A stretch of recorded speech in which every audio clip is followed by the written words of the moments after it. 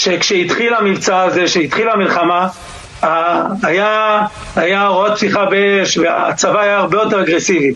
עכשיו נכנסים לעומק השטח, לגוב אריות, לתוך המאורת נחשים של סג'עיה.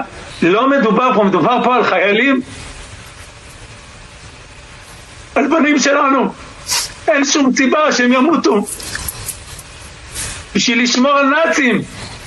חיים של הנאצים ברצועה לא שווים כלום לעומת דם אחד, ציפורן אחד של חייל גולני.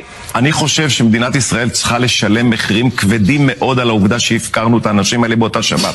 אבל צריך להודות שהמנהיג שניצב מולנו לא מרגיש בלחץ, אין תנאים, הוא לא מרגיש שהחרב על הצוואר, ועד שלא ייווצרו התנאים האלה. עדיין, אחרי 70 יום של לחימה כל כך אגרסיבית ומסיבית, המנהיג שמולנו לא מרגיש את החרב על הצוואר? אין שום ספק, אני אגיד לך יותר מזה, בעיניי הבוקר סינואר מרגיש באופוריה. אתמול הוא עם אנשיו בסג'עיה גרם לפגיעה ב10 מפקדים ולוחמים של צה"ל.